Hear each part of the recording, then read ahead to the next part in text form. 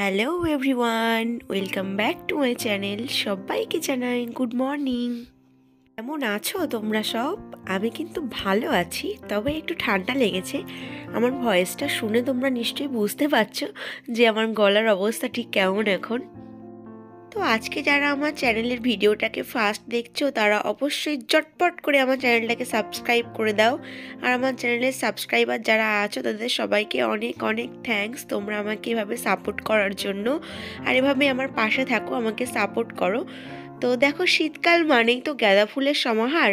তার সঙ্গে সঙ্গে শীতকালে কিছু কিছু গোলাপও ফোটে। কিছু কিছু বলা ভুল, শীতকাল মানে গোলাপ ফুলের জন্য একটা একদম পারফেক্ট সিজন।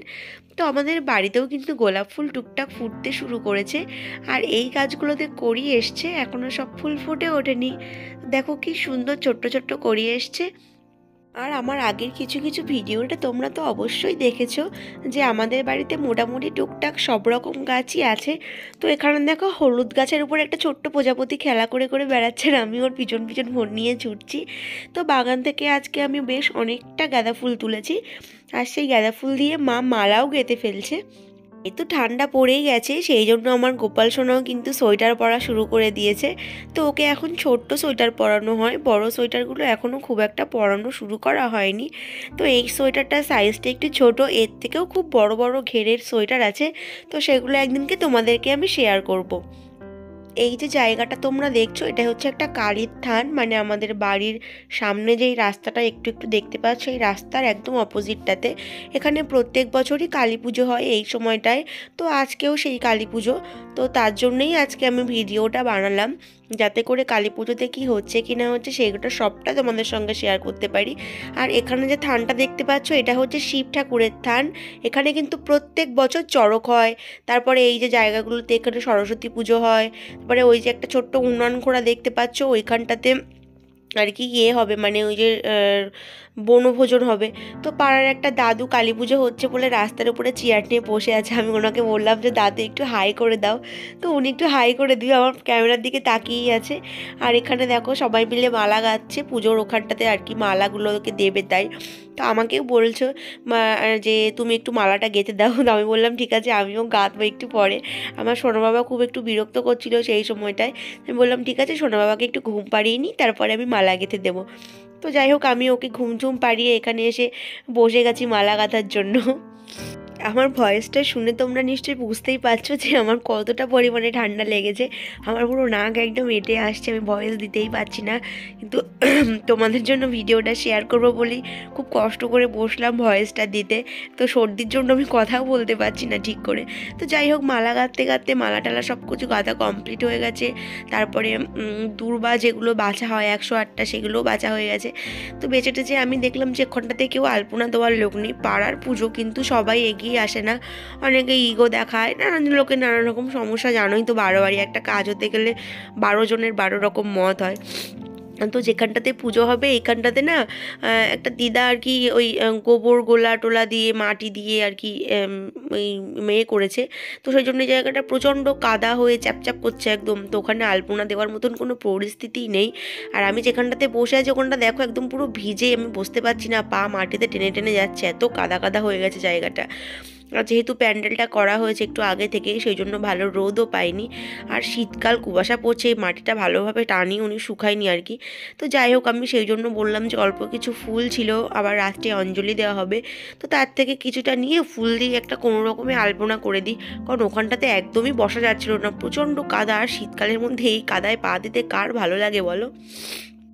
আমি যখন ভিডিওটা বানাচ্ছি না, আমার মাঝে মাঝে খুব হাসি পেয়ে যাচ্ছে। আমি নাক টানছি আর ভিডিওর ভয়েসটা দিচ্ছি। তো যাই হোক, এখানে মোটামুটি একটা কোনো রকমে আলপনা আর কি দিয়ে দিলাম। মানে সেই কথাই বলে না, নেই মামার থেকে কানা মামা ভালো। তা এটাও ঠিক তেমনই পরিস্থিতি, কোনো রকমভাবে একটু ফুল টুল দিয়ে দিলাম আলপনাটা এখানে। পাড়ার পুজোতে যদি সবাই মিলে এগিয়ে আসে তাহলে কিন্তু পুজোটা আরও সুন্দর করে করা যায়, খুব আনন্দও হয়। কিন্তু আমরা এখানে এসছি তো মাত্র 3-4 বছর মতন হচ্ছে। তো এসে থেকেই দেখছি যে এখানে খুব একটা সবার মধ্যে একতা নেই, কথাটা হয়তো বলাটা আমার উচিত নয়। তো খুব একটা কোনো অকেশানে এদের মধ্যে খুব একটা মানে এখানকার সবার মধ্যে একতা নেই যে সবাই মিলে এসে হৈ হৈ করে আনন্দ করে একটা অনুষ্ঠান করব, ভালোভাবে অনুষ্ঠানটা হবে, সবাই খুব আনন্দ করব। তো সেই জিনিসটা এখানে খুব একটা হয় না। মানে যেহেতু এই পুজোটা শুনেছি এখানে আসার পর থেকেই আমরা দেখছি, তো শুনেছি এটা নাকি অনেক দিনকার পুরনো পুজো। তো এই বছর হবে না হবে না করতে করতে তলানিতে গিয়ে ঠেকেছে একদমই। তো যেদিনকে পুজো তার আগের দিন রাত্রেই মনে হয় ঠিক হয়েছে, মানে আগে থেকেই শুনছি এবছর পুজো হবে না। তো আগের দিন রাত্রেই হয়তো কয়েকজনে ঠিক করেছে যে না পাড়ার পুজো। তো কালী পুজোটা তো প্রত্যেকের বাড়িতে ঘরোয়াভাবে করাটা সম্ভব হয় না, যেহেতু সবাই মিলে চাঁদা তুলে পাড়াতেই করে, তাই সবাই সেখানে অ্যাটেন্ড করতে পারে, কেউ কেউ অঞ্জলি দেয়, যা একটু বাচ্চারা আনন্দ করে। তো সেই জন্য পুজোটা এবছর আর বন্ধ দেওয়া যাবে না, আর কোনো রকমভাবেই আর কি কাজটা করব। তো সেই হিসাবেই আর কি পুজোটা এবছর হচ্ছে। গত বছর ভালোই আনন্দ হয়েছিল, আনন্দ বলতে মোটামুটি জাঁকজমক হয়েছিল। এবছর আর সেরকম কিছু হয়নি, যেহেতু হঠাৎ করে হয়েছে। তো সেই জন্য তাই দেখো আমি কথা বলতে বলতে এদিকে দেখো আলপনার কাজটা কতটা করে ফেলেছি, মানে খুব একটা ভালো কি একদমই ভালো হয়নি, ডেকোরেশন করার মতন তেমন কিছু নেই। আর আমি যখন দিচ্ছিলাম একজন আমাকে বলছিল যে ফুল বেশি নষ্ট করো না, রাত্রে আবার অঞ্জলি হবে, তো তখন অঞ্জলি দিতে অনেকটা ফুল লাগবে। আমি বললাম ঠিক আছে, যা আছে তার মধ্যে একটা ছোটোখাটো করে কিছু করে দিই।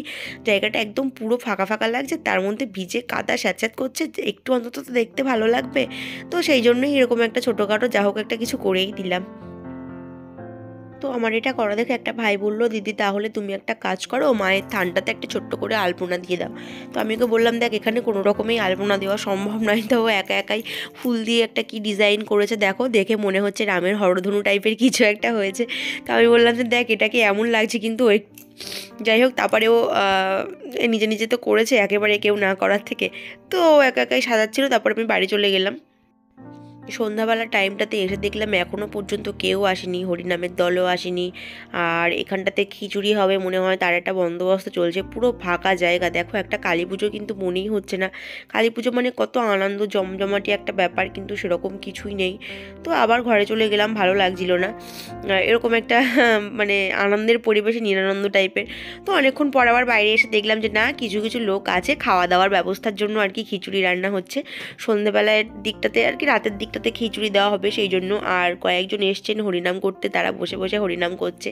তো খুব ঠান্ডা পড়েছিল সেদিনকে, আমি আর ঘর থেকে বেরোইনি। পরের দিন সকালবেলা এসে দেখলাম যে পুজো টুজো সব কমপ্লিট। রাত্রেবেলা ঘর থেকে শুয়ে শুয়ে পুজো শুনছিলাম, বাইরে আমি আর বেরোইনি। তো এখানে দেখো মায়ের মূর্তিটা, এটা হচ্ছে আমাদের মায়ের মূর্তি, যেটা আমি তোমাদেরকে আগের দিনকে দেখাতেই পারিনি রাত্রে আর কি। তো সারাদিনে আজকে এভাবেই কাটলো। তো তারপরে দুপুরবেলার টাইমটাতে আর কি ওনারা বললেন যে মাকে প্রতিমা নিরঞ্জন করা হবে, তো যারা যারা বরণ করতে ইচ্ছুক তারা তারা চলে এসো। তো পাড়ার একজন জেঠিমা সবার ফার্স্টেই উনি বরণ করছিলেন। তো উনি যখন বরণ করছিলেন আমি দাঁড়িয়েছিলাম, আর এদিকে দেখো এনাকে কিন্তু ঢাক বাজিয়ে যাচ্ছে, পুরো পাগল হয়ে যাচ্ছে মনে হচ্ছে ঢাক বাজাতে বাজাতে। তো ওনার ঢাক বাজানো দেখে সবাই হাসছে, ওনার এত তাল উঠে গেছে ঢাক বাজাতে বাজাতে।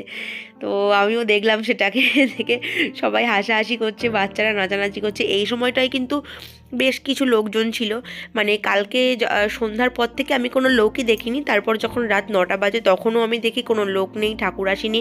আমি আর রাত্রে বেরোইনি, কিন্তু যখন প্রতিমা নিরঞ্জন করা হবে তার আগে বরণ করার টাইমটাতে বেশ কিছু মানুষজন এসছে এখানে, তো আমিও তাদের সঙ্গে সঙ্গে বরণ করে নিলাম। তো আমার ঠাকুর বরণ করার অভিজ্ঞতা খুব একটা নেই, এর আগে আমি 2 থেকে 3 বার বরণ করেছি ঠাকুর।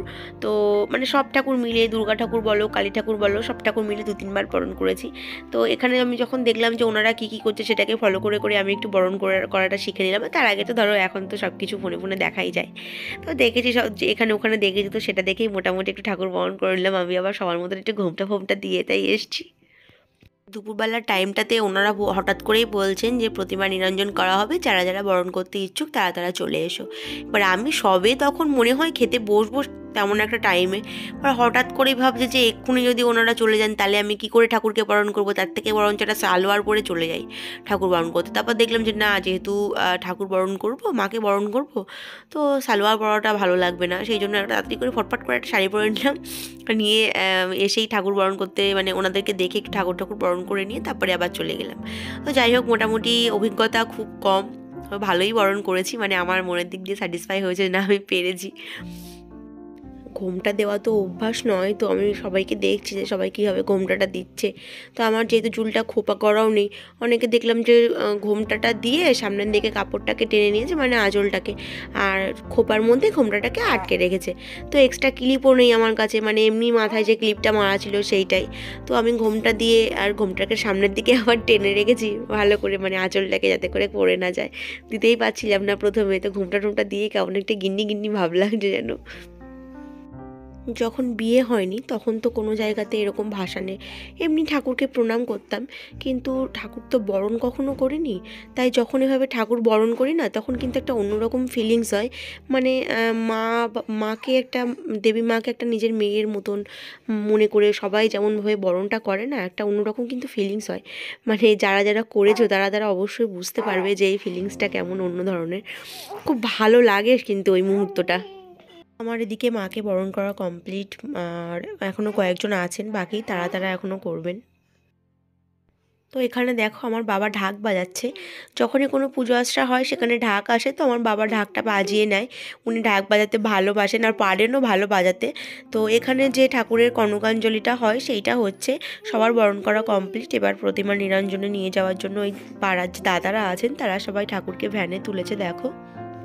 তো কোনো পুজোই দেখবে যে আসবে আসবে হবে হবেতেই আনন্দ থাকে, কিন্তু যেই হয়ে যায় না, মানে যেই চলে আসে সেই খুব তাড়াতাড়ি হয়ে যায়, আর জায়গাটা কেমন শূন্য শূন্য লাগে।